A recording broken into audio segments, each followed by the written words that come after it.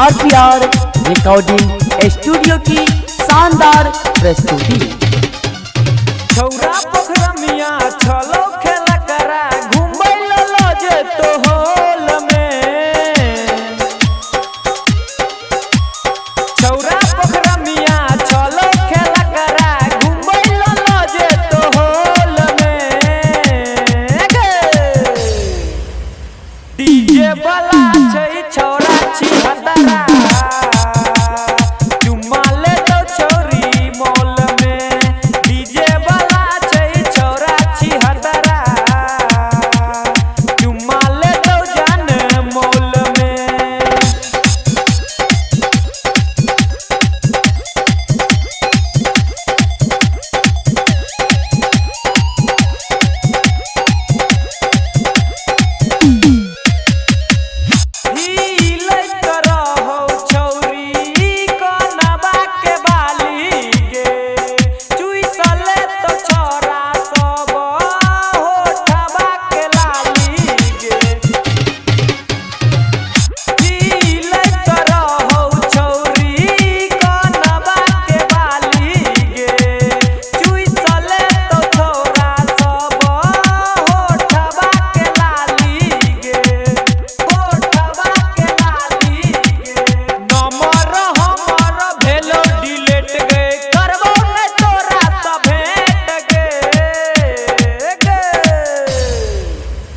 DJ वाला छै छौरा छी हदरा चुम्मा ले तो छोरी होल में।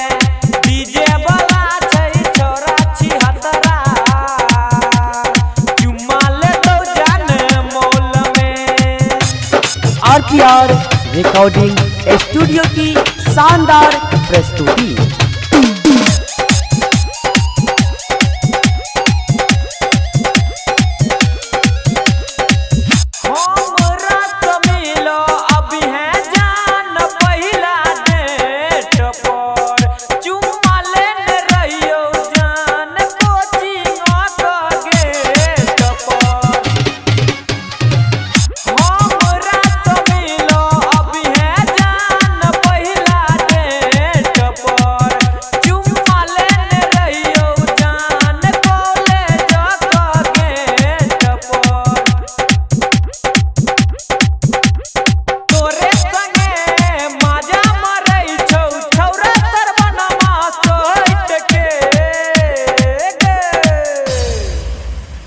डीजे वाला छै छौरा छी हदरा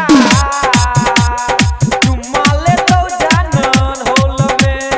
डीजे वाला छै छौरा छी हदरा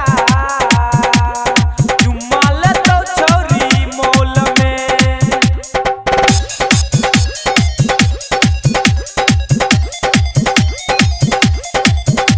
आरपीआर रिकॉर्डिंग स्टूडियो की शानदार प्रस्तुति।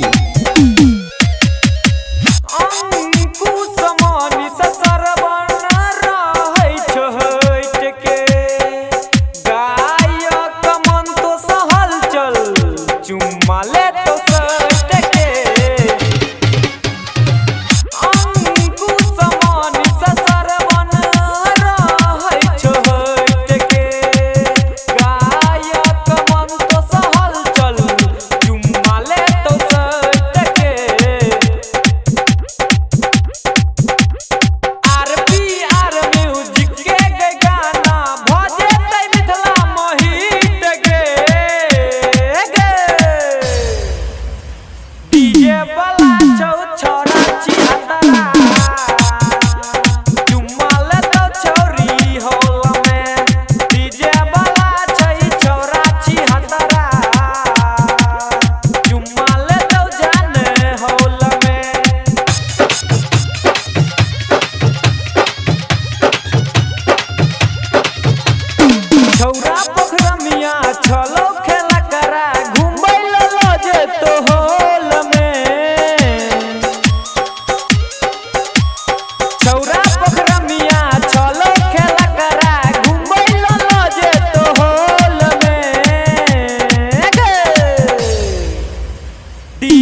वाला छै छौरा छी हदरा चुम्मा ले दो छौरी मॉल में डीजे वाला छै छौरा छी हदरा चुम्मा ले दो जान मॉल में। RPR रिकॉर्डिंग स्टूडियो सर्दी सुंदरपुर।